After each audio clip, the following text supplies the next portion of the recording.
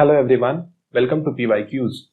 So this is question asked in IAS 2020 from LPP section. So this is 10 marker question और compulsory वाले में आया हुआ है. So question कहता है UPSC has maintenance section जिसको परचेज करना था sufficient number of cloths, curtain requirement building के लिए, बिल्डिंग जो यूपीएससी की है उसके लिए कर्टन रिक्वायरमेंट के लिए, और हर एक कर्टन का लेंथ जो है, so length is given at 17. Suppose this is the length 17 given है, और रिक्वायरमेंट्स जो है वो इस तरीके से हैं. 5 फीट का जो लेंथ है वो 700 चाहिए, और 9 जो है वो 400 चाहिए, और 7 जो है वो 300 चाहिए. ओके, तो ये रिक्वायरमेंट है. और considering the width of all curtain to be same, तो 1700 वाले की 17 फीट वाले की जो विड्थ है और जो 5 फीट वाले की विड्थ है, 9 फीट वाले की विड्थ है, तो विड्थ सेम है. तो हमें क्या करना है कि एक लीनियर प्रोग्रामिंग प्रॉब्लम बनाना है जिससे कि टोटल ट्रिम लॉस, तो ये मिनिमाइज करने वाला प्रॉब्लम है ट्रिम लॉस को. तो हम क्या कर रहे हैं, एक कोई 5 फीट वाला रोलर ले रहे हैं जिससे हम इस पर्दे को काट रहे हैं. Okay, suppose this is 5 feet. तो अगर हम एक बार इसको 5 फीट वाले को काटें, तो फिर इसी को अगर हम 5-5 करके 3 बार काटें, तब हमारे पास 2 वेस्ट बच जाता है. तो हम कैसा ऐसा कॉम्बिनेशन बनाएं, जैसे मान लीजिए हमने एक 9 का काट दिया. सो 9 का काट दिया, तो अब हम मैक्सिमम कितने का काट सकते हैं, तो हमारे पास बचा 8. तो 8 का या तो मैक्सिमम ये काट सकते हैं या तो ये काट सकते हैं, या तो इसमें 7 काटेंगे तो हमारे पास 1 लॉस होगा, और 5 काटेंगे तो हमारे पास 3 लॉस होगा. तो इसका कैसा कॉम्बिनेशन बनाए कि हमारा जो ये लॉस है, ट्रिम लॉस, वो मिनिमम हो, और हमारे सफिशिएंट नंबर ऑफ ये 17 फीट वाले हैं, तो ऐसे काटना है उसको कि हमारा ये रिक्वायरमेंट 700, 400, 300 पूरा हो जाए. ओके, तो बेसिक अंडरस्टैंडिंग क्वेश्चन की आप 1-2 बार पढ़ोगे तो आपको समझ आ सकती है. अगर आपने ऐसे क्वेश्चन पहले नहीं ट्राई किए तो आपको थोड़ा डिफिकल्टी होगा एग्जामिनेशन. तो अभी हम क्या करेंगे, इसको सबसे पहले हम इसको डिक्रीजिंग ऑर्डर में बदल लेते हैं. तो सबसे बड़ा लेंथ जो है वो 9 है, उसके बाद 5 है, उसके बाद उसके बाद 7 है, और उसके बाद 5 है. ठीक है, तो अब हम थोड़ा ग्रीडी अप्रोच से चलते हैं. हम क्या करेंगे, सबसे ज्यादा एलोकेशन जिसका पॉसिबल है उसको करेंगे. ठीक है, तो सबसे ज्यादा एलोकेशन इसका 1 पॉसिबल है, क्योंकि 2 9 2 18, हमारे पास मैक्सिमम 17 ले सकते हैं. ओके, तो 1 पॉसिबल है मैक्सिमम एलोकेशन, तो 1 हमने ले लिया इसका. उसके बाद हमारे पास नेक्स्ट जो स्मॉल वाला है उसका 1 पॉसिबल है, तो 2 पॉसिबल है नहीं, और इसका 0. तो ये एक कॉम्बिनेशन हो गया. अब यहाँ पे हम थोड़ा लॉस भी लिख लेते हैं, कितना ट्रिम लॉस हो रहा है. तो 1 पॉसिबल है और 1 पॉसिबल है, तो आपने 9 7 दैट इज 16, तो कितने का लॉस हुआ, 1 फीट का. तो सिमिलरली अब हम एक और कॉम्बिनेशन ले सकते हैं इसी तरीके से. 9 को हमने एलोकेट किया, और अगर हम इसको ना लेके इसको लें, अभी यहाँ पे हम क्या प्रॉपर कॉम्बिनेशन बना रहे हैं. ओके, तो जब हम इन दोनों को लेते हैं तो हमारे पास लॉस 3 का होता है, बिकॉज 9 5 14 और ये 17 है. अब हमने 9 वाले कॉम्बिनेशन सब ले लिए. अब हम 5 को मैक्सिमम कॉम्बिनेशन देके देखते हैं, 7 को. तो 7 को जब हमने मैक्सिमम कॉम्बिनेशन दिया 1, तो हमारे पास 10 बचे, तो इसका मतलब हम 2 ये ले सकते हैं, तो ट्रिम लॉस 0 होगा. अब हम फिर से 7 को मैक्सिमम 2 दे सकते हैं, या ऑब्वियसली हम 2 दे सकते हैं, 7 2 14, तो हमारे पास 3 बचा, और हम ये कोई नहीं ले सकते. अब हम 7 को 3 दे सकते हैं क्या, नहीं. तो अब हम 7 को 3 ना देके अब हम 5 पे चलते हैं. 5 को मैक्सिमम कितना दे सकते हैं, 3. तो 5 को 3 देंगे तो 15, तो हमारे पास 2 हुआ. अब 5 को हम 4 दे सकते हैं क्या, 5 को 1 2 तो हमने दे दिया, 5 को 4 दे सकते हैं क्या, नहीं. तो हमने 5 को 3 दिया, और ये हमारा मिनिमम ये लॉस हुआ. तो ऐसे कुल मिला के हमारे पास कितने कॉम्बिनेशन बने, 5 कॉम्बिनेशन. ओके, तो अब हम सपोज करते हैं इस कॉम्बिनेशन को x1 x2 x3 x4 x5. Okay, तो मान लीजिए ऐसा कॉम्बिनेशन, ये फर्स्ट वाला कॉम्बिनेशन का हम x1 टाइम्स रोल करते हैं, इसको x2 टाइम्स करते हैं, x2 x3 टाइम्स करते हैं. तो अब हमें 700 400 और 300 रिक्वायर्ड नंबर ऑफ कर्टेन्स चाहिए. तो अभी हमने पहले अपना जो ऑब्जेक्टिव है, ऑब्जेक्टिव फंक्शन लिखना है, मिनिमाइज करना है ट्रिम लॉस. यहाँ देखो लॉस वाला कॉलम ये है. ओके, तो हमें क्या मिनिमाइज करना है, इसका मल्टीप्लाई आपस में कर ले, मतलब 1 into x1 plus 3 into x2 और plus 0 into x3. Okay, plus 3 into x4 plus 2 into x5 sorry. तो ये हमारे पास मिनिमाइजेशन ऑब्जेक्टिव फंक्शन आ चुका है। अब उसके बाद आप देखो जो ये रिक्वायरमेंट्स हैं, उस रिक्वायरमेंट्स के अकॉर्डिंग हम लिखेंगे ये मिनिमाइज करना है सच दैट कि हमारे पास जो 5 फीट वाले कर्टन्स हैं इससे ज्यादा ही हो, कम ना हो। मतलब हुआ कि 5 फीट वाला जो ये कॉलम है, इस 5 फीट वाला कॉलम, तो यहाँ पे देखो आप कैसे 0 इंटू x1 करोगे, 0 इंटू x1, 1 इंटू x2, तो 0 into x1 plus 1 into x2 plus 2 into x3 plus 0 into x4 plus 3 into x5 should be greater than or equals to that is 700। Okay, तो similarly इसको आप थोड़ा simplified form में लिखोगे तो ये zero वाले गायब हो जाएंगे। ओके, तो आपके पास ये आ गया, इसको भी मैं इरेज कर देता हूं। सो ये यहां पहुंच गए हम। अब हम ऐसे ही 7 के लिए लिखेंगे। 7 के लिए कैसे, x1 plus x3 plus 2x4 should be greater than or equals to what, 300। Similarly for I'll write for 9 length वाले को कैसे, x1 plus x2 should be greater than or equals to that is 400। तो ये हो गया हमारा first part of the question, that form a linear programming problem in standard form. तो यहाँ पे अब आप लिख दो xi, सारे xi ग्रेटर देन 0 है, जहां पे i जो है i 1 2 3 4 और 5 है। ओके, तो ये हो गया हमारा प्रॉब्लम का फॉर्मुलेशन। अब हमें कहा है also give a basic feasible solution.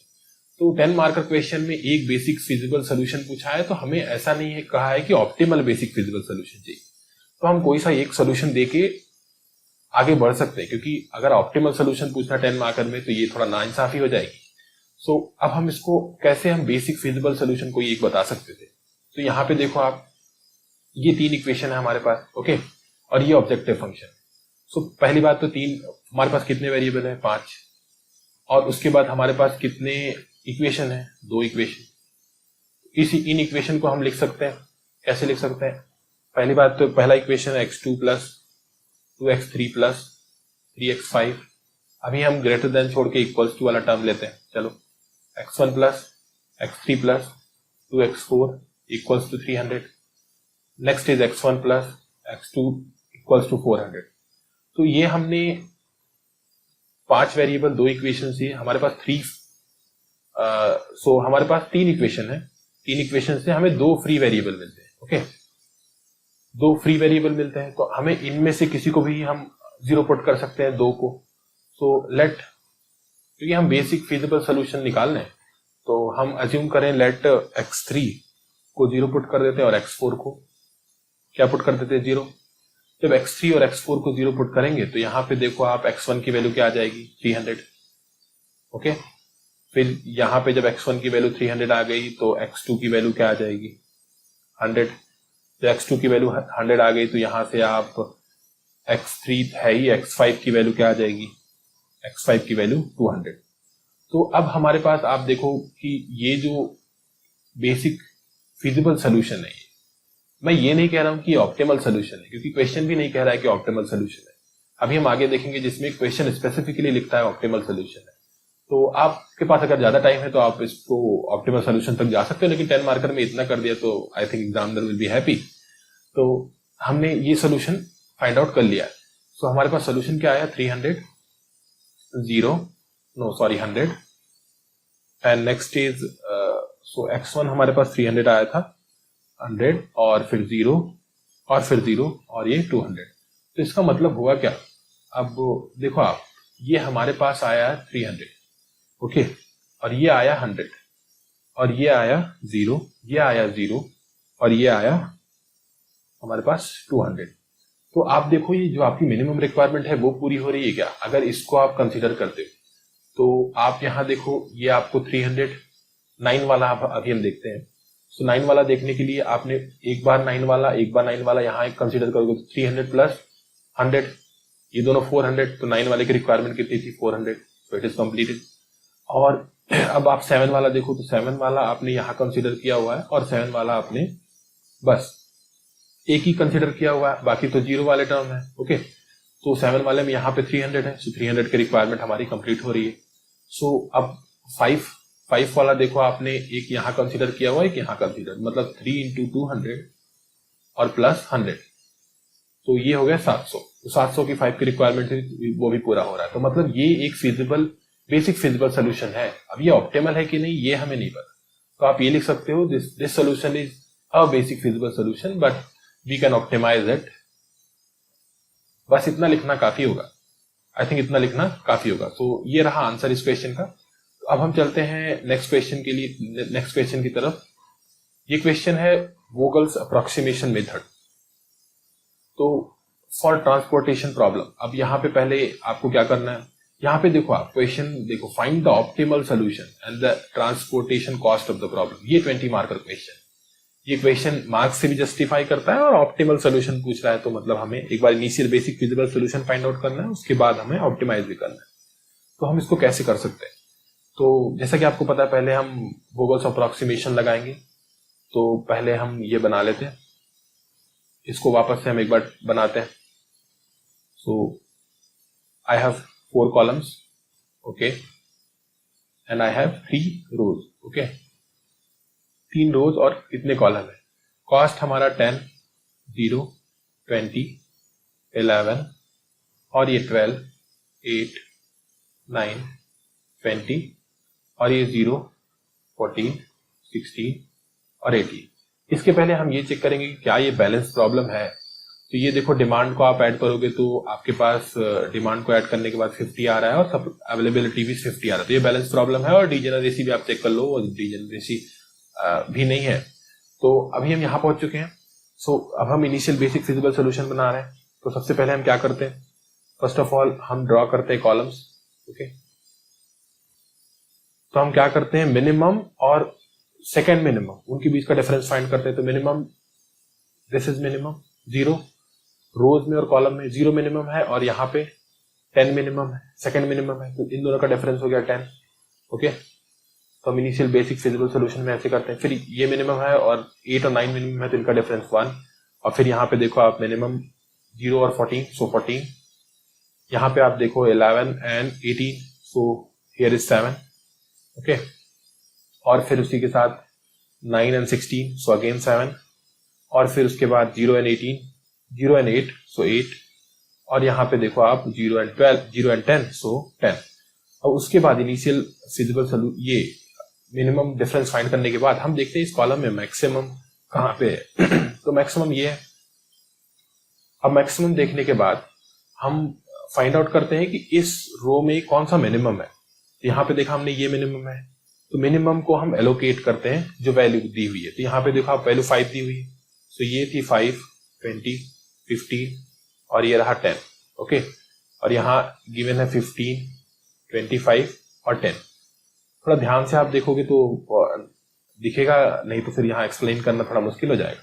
So this is 14। तो यहाँ पे आप देखो ये 0 कॉस्ट है, ओके। तो यहाँ पे हम पहले 5 देते हैं, ये 5 कैंसिल हो जाएगा और ये 5 यहाँ पे हमने एलोकेट कर दिया, तो ये 5 है। यहाँ पे 0 वाला कॉलम हो गया, मतलब अब हम यहाँ पे कोई एलोकेशन नहीं कर सकते। नाउ अगेन अब हम अगले स्टेप पे जाएंगे, एक बार फिर से ये प्रोसेस रिपीट करेंगे, ओके।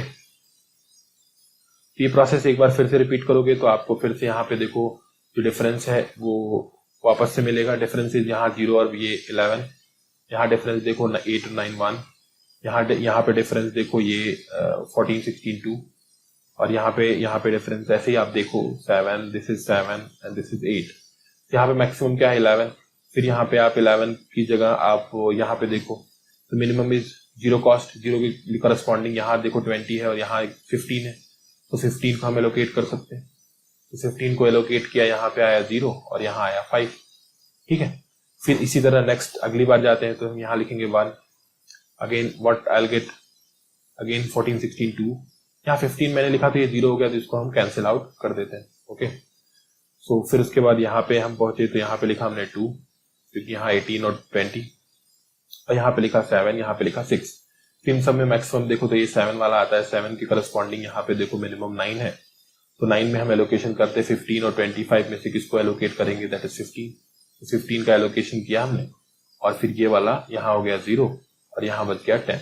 ठीक, फिर ऐसे आप एक बार और प्रोसेस करो, एक बार और प्रोसेस करोगे आप तो आपको इस बार मिलेगा 8 और 12 और यहाँ मिला 4 और फिर यहाँ मिला 2 और यहाँ मिला 6। तो यहाँ देखो 12 इज मैक्सिमम, फिर इसके करस्पॉन्डिंग यहाँ पे गए तो हमारे पास ये 8 है, 20 है।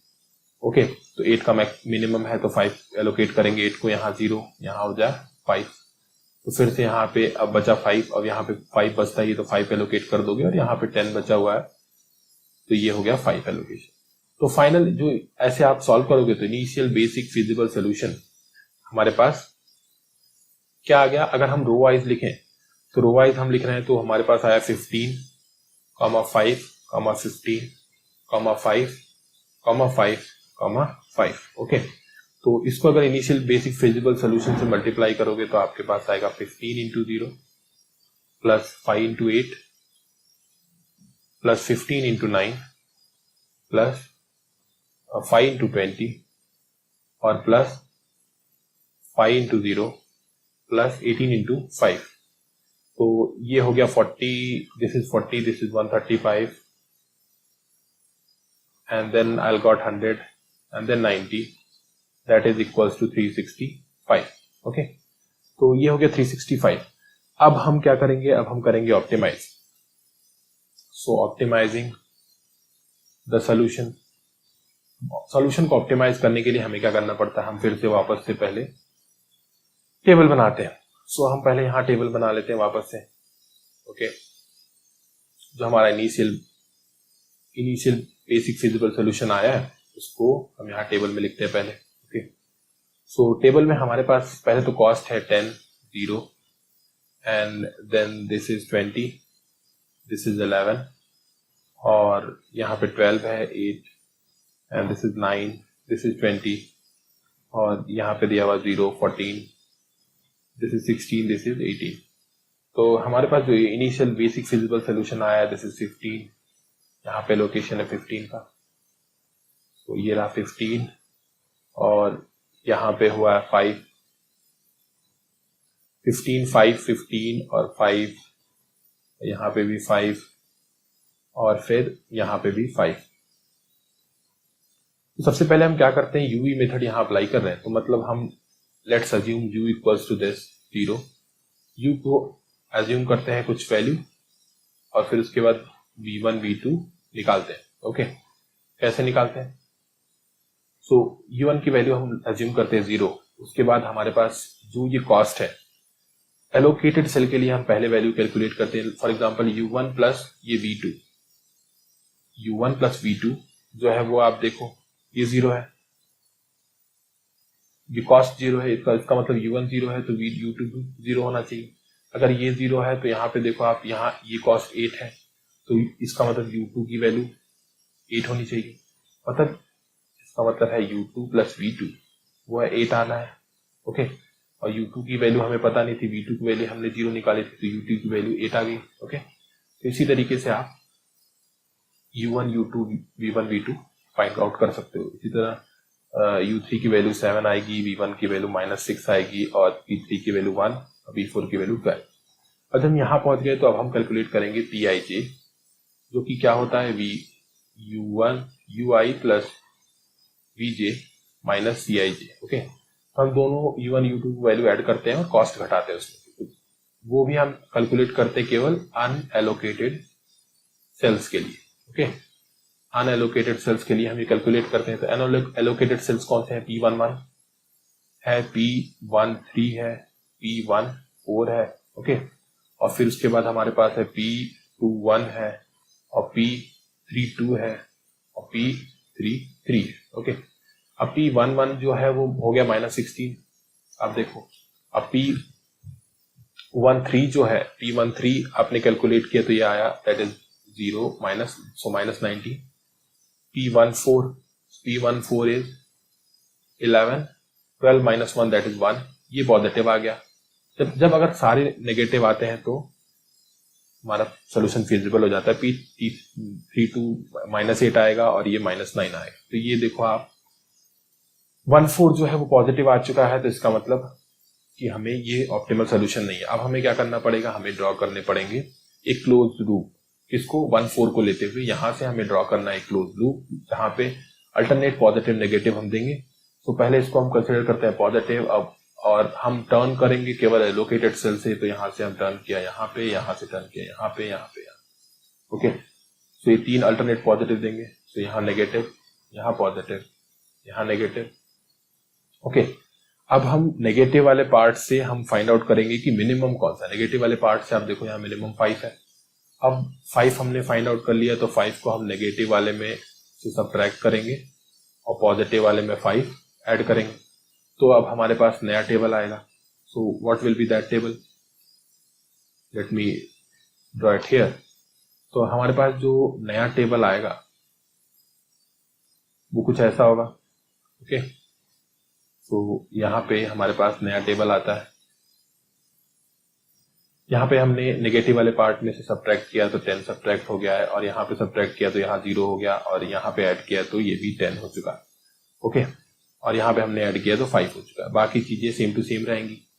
तो और कहाँ पे एलोकेशन है हमारा, यहाँ 15 एलोकेशन है, यहाँ पे 5 एलोकेशन है, और यहाँ पे 5 एलोकेशन है। ओके, और यहाँ पे 10, this is 12, this is 0, this is 14, this is 8, this is 0, this is 20, this is 11, and this is 20, this is 9, this is 16 and this is 18। अब फिर से आप u और v की वैल्यू फाइंड आउट करो, तो u1, u2 और u3। सो u1 की वैल्यू अगर हम 0 अज्यूम करें तो आप इसको सॉल्व कर लेना, तो u2 की वैल्यू 8 आएगी और 7 आएगी। v1 की वैल्यू जो आएगी वो -7, v2 की वैल्यू जो आएगी वो 0, और v3 की वैल्यू जो आएगी 1, v4 की वैल्यू जो आएगी वो 11। अब यहाँ पे आप अनएलोकेटेड सेल के लिए अगर आप कैलकुलेट करोगे Pij, तो P1 इक्वल्स टू -17। अब 1 3 के लिए कैलकुलेट करेंगे तो 1 3 इक्वल्स टू -19 आएगा, और फिर P21 के लिए कैलकुलेट करोगे तो -11 आएगा, और P24 के लिए कैलकुलेट करोगे तो -1 आएगा। Similarly if you calculate for P32 तो -7। अभी मैं यहाँ ज्यादा टाइम ना वेस्ट करते हुए सीधे आंसर पे पहुंचता हूँ। सो this is all Pij less than और इक्वल्स टू 0। तो हम क्या कहेंगे, ऑप्टिमल सोल्यूशन रीच्ड। ओके, तो उसके बाद हम ऑप्टिमल सोल्यूशन लिख देंगे। कैसे लिखेंगे ऑप्टिमल सोल्यूशन, तो हमारे पास जो ऑप्टिमल सोल्यूशन आ गया वो अगर रो वाइज फॉर्म में लिखे तो 10, 5, 10, 15, 5, 5। इसके बाद आप वो दिखा देना कि कौन सा सोर्स है, कौन सा डेस्टिनेशन है। ये अच्छे से लिखना है क्योंकि 20 मार्कर है। और उसके बाद फाइनली आपको कॉस्ट कैलकुलेट करना है। Cost will be like 10 into 0 plus 5 into 11 plus 10 80 and plus 135 plus 90 equals to, so this is 55, 80, 135, तो ये आ गया 360।